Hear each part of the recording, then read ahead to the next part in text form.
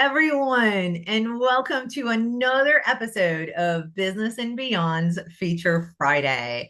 I'm excited about my guest today. Her name is Alyssa Wolff, and she is an entrepreneur who helps entrepreneur moms learn how to get enough hours to work on their business, prioritize their time, establish a no guilt, yes, you heard it, no guilt work life balance, and set up family routines that can hold it all together.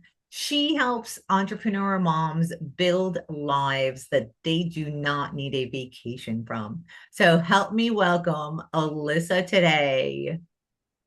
Thank you for being here, Alyssa. Thank you, Tanya. My pleasure.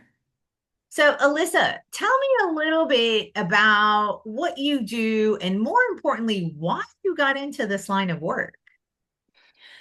I wanted moms to be able to feel like they could run their lives, family, the side hustle, whatever it is, without constantly being on the hamster wheel, whether it's in your calendar, whether it's just the mental frazzle you feel, because that wasn't the way I lived my life. And I have 5 kids. And I wasn't hearing moms with even like 1 or 2 kids talk about being relaxed, being unbusy, unhurried. And I was like, if I have some sort of secret, I need to share it with everyone else around me. That is 100% too. I have 2 kids, and most of the time I'm frazzled. Having 5 kids and a business is definitely something to be commended for. So, um, is there I mean, obviously there's an industry to what you do, but how did you get into just moms, entrepreneur moms? What drew you to that niche? I kind of figured it was going to need to be moms. When you're starting in business, they give you all those questionnaires and forms about your ideal client. It's like, what I'm doing primarily is time management for mothers because there's time management of all kinds out there, but it is so generalized. They don't care if you're a man, a single girl, just running your career. And I was like, this needs to be specifically moms. This is who I'm interacting with. These are who the strategies I've developed can help best. Like if I'm talking about chore delegation and should you hire a housekeeper versus should you farm it out to your kids, that's something that only a stay-at-home parent is going to care about. That is true. So, what kind of issues do you see in your industry, like just in the industry in general, and how are you overcoming those, or what makes you different? I think the biggest problem with the whole work from home business owner thing is time. We as women, we're doing too much. We're pressuring ourselves to perform too much. I mean, we've got family and the kids, the husband, and then all your business goals over here. And then we're losing ourselves in our spark in this process. But if you had a way to still keep up your own hobbies, have the free time to hear yourself think, and you had quality time to connect with your kids and your husband, you could still hit the business client revenue goals that you've been wanting, that you've been journaling and vision boarding for, you'd be happy, you'd be thrilled with your life. But people don't have that. And usually the problem they finger is time. Or the problem that's 5 layers down is again time. Right. But we all have the same amount of time. We So how do you do, overcome that? but people aren't willing to prioritize the time, not in a sense of how can I get faster and more efficient, but in a sense that says, okay, I admit I cannot hold all of this. Therefore, it's like the overflowing bathtub. I have to get some of this stuff out. And people aren't willing to actually look at it and say, okay, not everything can be the sacred cow. I've got 5 things on my plate that or 5 roles, and that is too many. I need to ditch 2 of them. They want to say, no, no, I have to do it all. I have to be it all to my clients, to my kids. Otherwise, I will not be a good mother. See, now you're tying into all the cultural worthiness type of stuff. And the result is you still have too much to do. You can't get through your mile-long to-do list because you are still stuck in your head saying, but it has to be me. I have to do this. I have to show up this way.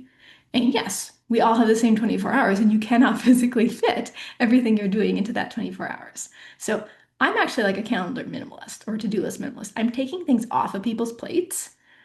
I'm showing them what they can stop doing, not how to get more disciplined and fit more in. I love that because it is so true. And I want all entrepreneurs, not just mompreneurs, I want all entrepreneurs to get this. You do not have to do everything by yourself, right? You do not. There are certain things that are just busy work that you don't even have to do at all. Okay. And being busy is not something that you get a medal for. Being busy only leads to overwhelm, burnout, and bad and negative things where you cannot continue to be the best person that you are. So I love, Alyssa, that you're talking about taking things off of the to do list, right? And I would like to get into a little bit about when you take them off the to-do list, does that mean they're not getting done? Are you delegating them to someone else? Are there different things for different types of to-dos that you teach people how to do? Um, is that like basically the concept of it, or am I completely off and there's something else? No, those are the two separate paths we can take under delegation. I've got three pillars, and one of them is delegation. So we can look at it and say, but does this actually have to get done in this season, which could be this month, this semester, this year, this quarter? If the answer is no, I do want you to delete it and just say it's not getting done. If it still does need to happen, like maybe it's the cleaning, you're like, no, I don't need to be the person handling this, then yes, you're going to outsource that part of it. But fundamentally, it's getting off your plate. That I love it. So one thing I talk about business owners specifically about is your worth versus paying someone to do it for you. Because everybody says, well, I can't afford to pay someone to do something that I can do myself. What do you have to say about that, Alyssa? Well, at a certain point, you can say, I'm frugal, I'm smart, I know how to do all of those things and be burnt out. Or you can love your family, pour into your kids, feel so lit up by your day-to-day life, and have a team that supports you. I mean, it's your choice, and I can't pick for you. That's great. Well, on another note as well, is if your time is worth more than the task or more than you can pay someone else to do that task for you, then you're actually saving money by paying them to do it, right? Exactly. That so thank you for these business nuggets and these amazing life hacks, basically, because it's helping other people see the different perspective. Right. And that's all we could do. Yes, Right. So you've been in business for 6 years now, right? correct. Okay. And how many kids do you have? 5. Five kids in business, 6 years. And you seem very mellow and relaxed and happy. That so I love that. How didn't you have any like obstacles as you were growing your business? Not so much on, say, the business growth, because once I set my mind to something, I'm one of those annoying people who kind of self-deliver. I tended to run into the obstacles more in growing the family first, because before I figured out the business niche, I had to learn all the principles that I'm teaching my clients on my own. And one of them was you cannot do every single thing for your family. That's where the delegation really came in. Because at a certain point, if you have too many kids, you're going to max out. And I think I hit that at like kid number 3. But it was kid number 4 that really pushed me to figure out how many things can I let go of. And once I figured out how to do that on the household front, it made it easier on the business front. Kid number 4 was, well, one of those high maintenance babies that he only wanted me, no one else, or he'd just scream all day. It's like, this is not what I signed up for. So once he grew out of that phase, I mean, that was a real light bulb moment of if you must hold the baby, what has to happen in the household? And how can you explain to someone else how to do it because you cannot? You cannot go grocery shopping if the drive is longer than 20 minutes away. You cannot do anything if it takes longer than 20 minutes. So all of a sudden, you're having to lean on tons of different people around you saying, I need the cleaning, I need the groceries, I need the planning, I need you to wrap the gift because I'm over here holding the baby, right? And honestly, everything other than that after in my life has felt easy in comparison. Well, but this is what normally happens, right? Is you start out with the pain of not knowing how to navigate opening a business, growing a business, having kids, having a family, whatever it is that you just started out with, riding a bike, you fall, right? Everything, whenever you start it, you don't have the skills or the knowledge to be proficient at it. And you have to learn how to do it, right? And so I love that you're bringing that out because it's not just for your family where you need to use those skills. I mean, those are delegation skills, organization skills, prioritization skills, right? It brings to mind the saying, however you do anything is how you do everything.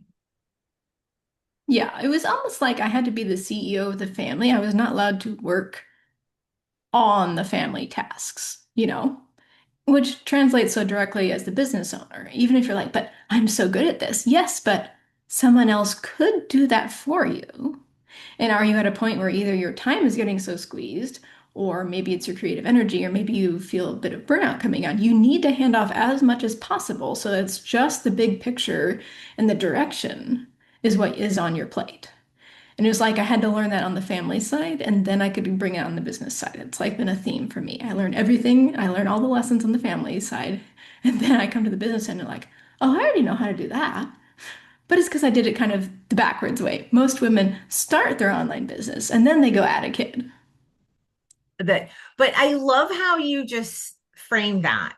You have to be the CEO and not the worker bee, right? Because when you own your own business, when you're running your family, you cannot be the person doing everything because then there's nobody running anything, right? And so delegation and prioritization becomes such an important, imperative part of your life. Those are skills that you have to learn if you want to have any kind of semblance of a happy life and a good family environment and a good business that's going to grow or continue to service your needs.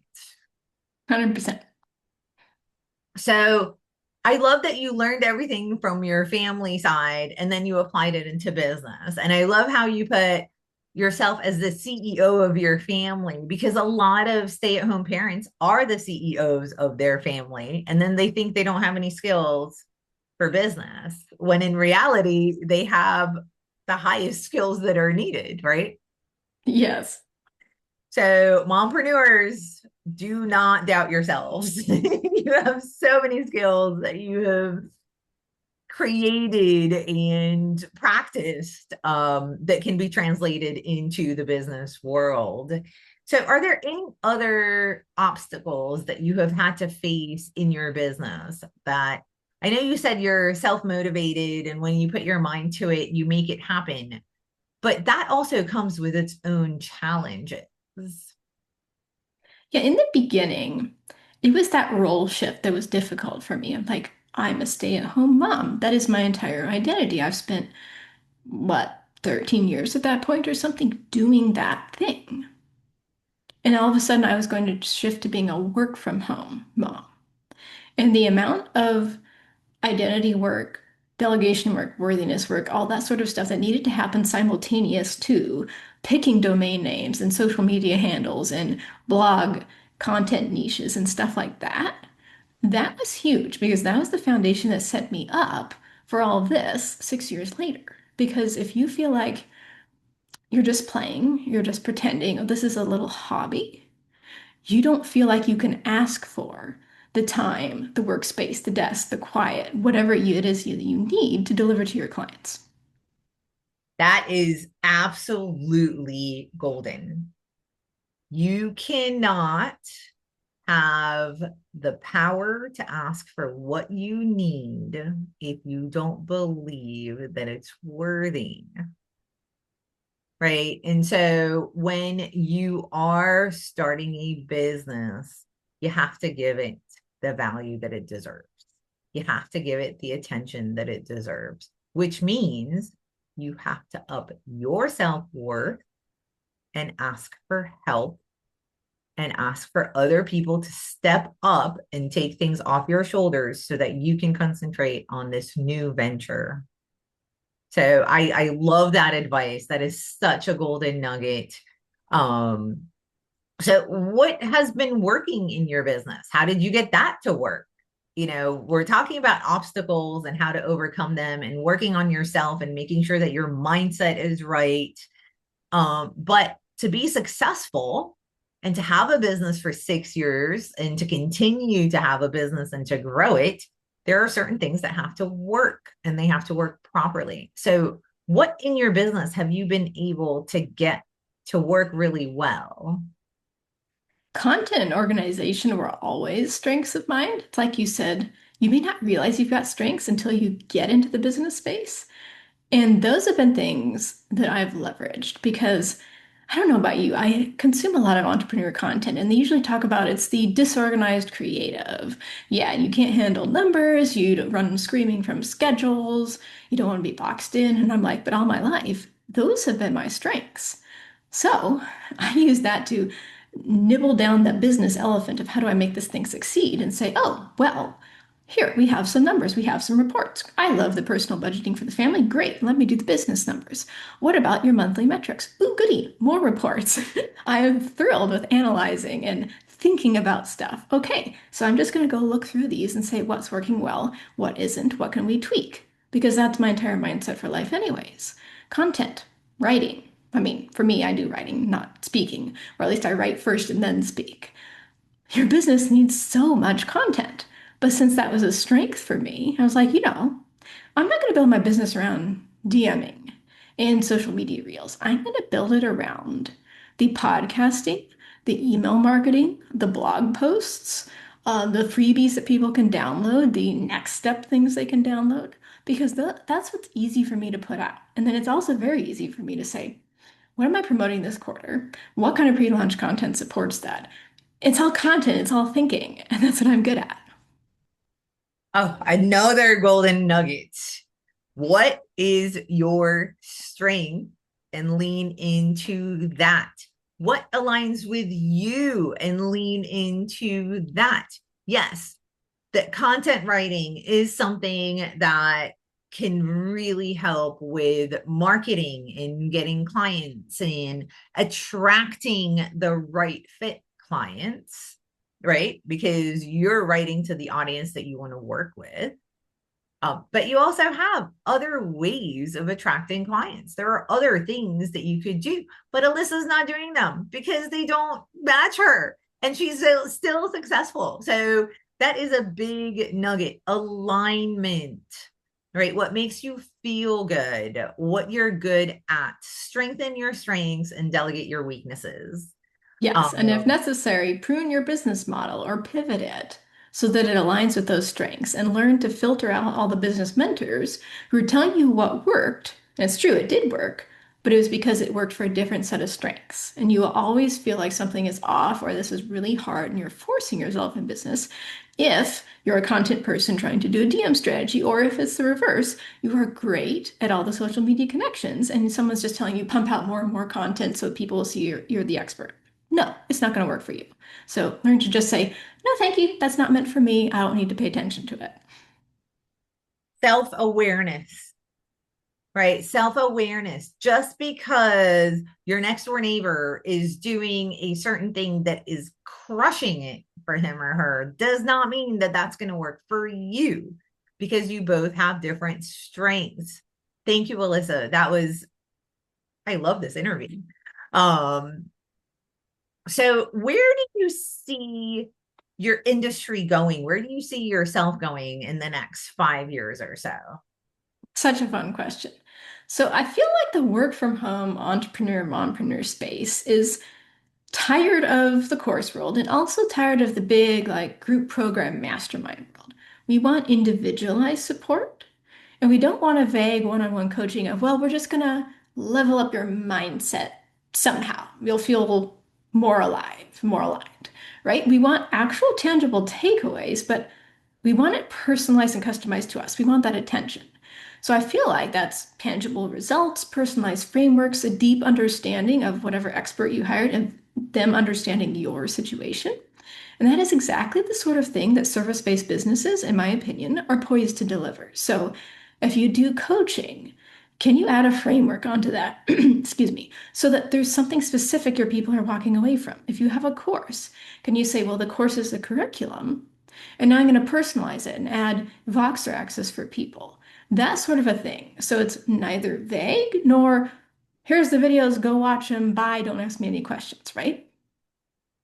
But I love that. And I want to go back to something you had said previously with reports and numbers and analysis, right? Because I love that. I am a dork. I am a self-proclaimed dork. I think that you cannot have a business, you cannot have, you can't improve anything if you can't measure it. Right. Because if you can't measure it, how are you going to improve it? How do you know that what you're doing has improved anything? You can't. It's just, you know, like flying in the dark or whatever the saying might be. But when you track, when you measure, when you have reports that you can analyze, you can see what's working. Let's do more of that. What's not working? Let's stop doing that and take it off our to-do list, thereby making your work less time consuming, right?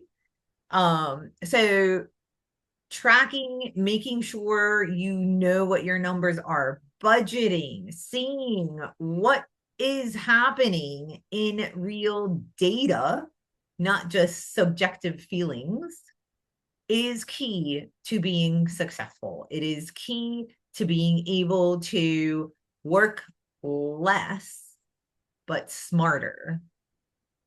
Um, and I love that you said people are moving away from all of these just self-paced courses and they want more one-on-one personalized coaching.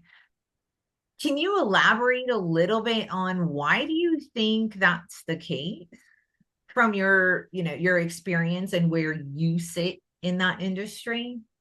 Yeah, well, just from the 6 years, those are kind of the swings, the extremes I've seen. The course phase where everything was a course. Anything you wanted to learn, you could get a course. And then the kind of the pendulum swung to, no, no, no, no. We're not going to have preset programs. We're going to do just coaching and we're going to talk about you and excavate your feelings.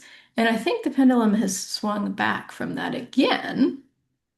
And now people are like, yes, but I want a tangible takeaway. I don't want to walk away having paid, I don't know, $15,000 for 6 months of coaching and say, well, I feel more able to hold my own boundaries. It's like maybe I needed boundary help, but is that worth it? Can I justify that? But maybe you want someone who says, I really need to learn how to run Facebook ads. Well, I would like someone who's going to walk me through it. And that means like screen sharing every single thing on the meta ads page and say, ignore this, ignore this, ignore this. If they tell you to put this in your ad, skip it. If they say this, yes, you're allowed to do it. And you have the video you can refer back to. And then it says, okay, I recommend these hooks and these angles, and I recommend this mix of graphics and videos. And here's how to walk through, and here's how to upload your first one. Now, let me run through the metrics with you so we can see if your ad is high performing or not high performing, so that you'll be able to do this again for yourself. And oh, yes, and if you are having issues recording it, maybe you need some help with your iPhone settings. Okay, so that's someone who has a specific service. They personalized it to you and they held your hand through the entire process instead of saying, here is a course, go watch the tutorial on meta ads, right? That's the kind of combo service I'm talking about. It is something specific, but it is personalized attention getting you to that end result. And for me, I need that accountability when I take a course, right? I'm a self-motivated person and I will get whatever I need done. But when it comes to learning new things and new skills and figuring other things out that I'm just kind of interested in, having that self-paced course, well, I'll do it tomorrow. I have more important things to do today. I'll do that tomorrow. I'll do that tomorrow, right?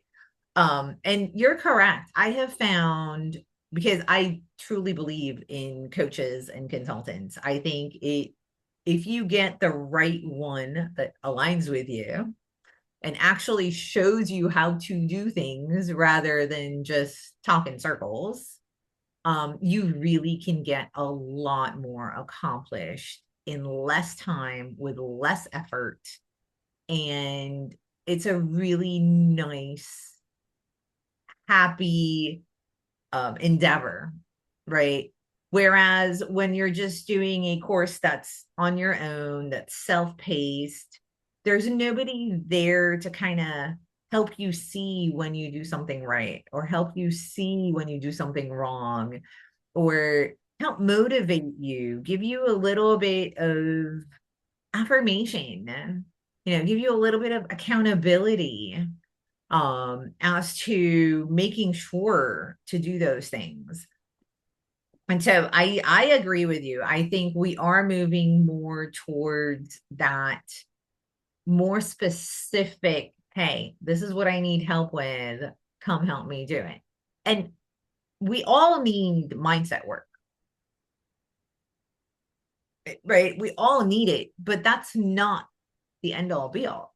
That's part of being able to do things. So if you don't like numbers and you want to be a business owner, you have to work on your mindset to like the numbers as you're working on the numbers, right? Exactly. Same for selling, same for client relationships, same for how well you're pricing yourself. Everything is that combo. You need to do it, great, but you'll never do it properly if your mindset is out of whack.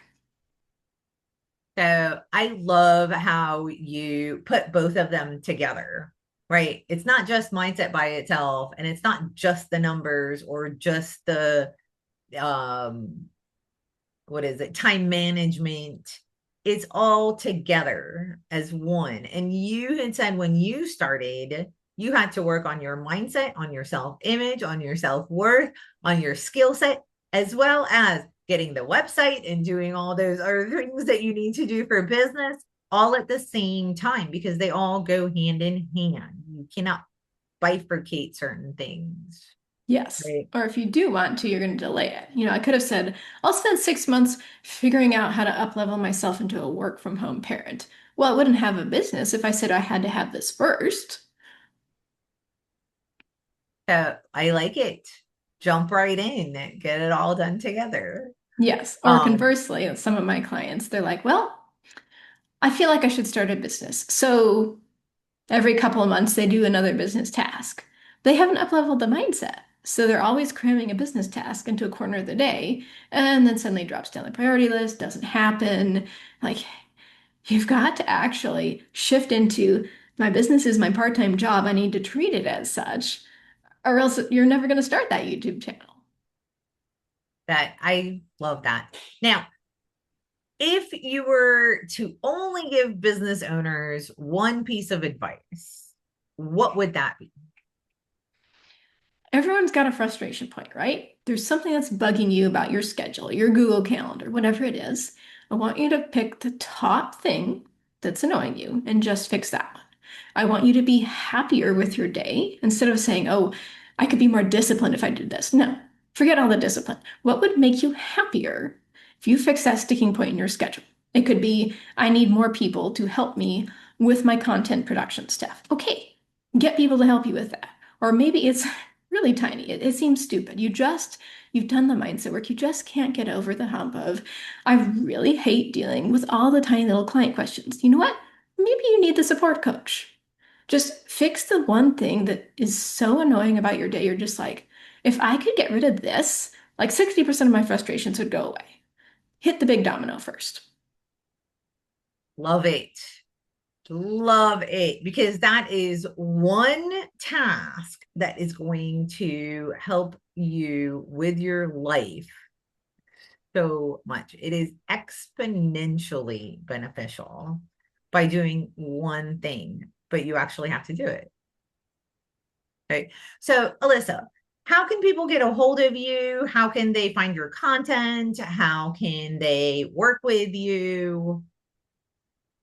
Sure. You can go to yourownbusylife.com. We'll have free downloads for you. If you're a podcast person, like I am, you can search for The Unbusy Mom. We do short, under 10-minute episodes twice a week. And then if you'd like a really easy free download that's going to help you clear your too full plate as an entrepreneur mom, I'm going to break down how you can get 3 hours back for yourself and your business every single day. Because let's be honest, reclaiming just 1 hour a day is not going to cut it. You can take it from a mom who's homeschooling 5 kids and running her business.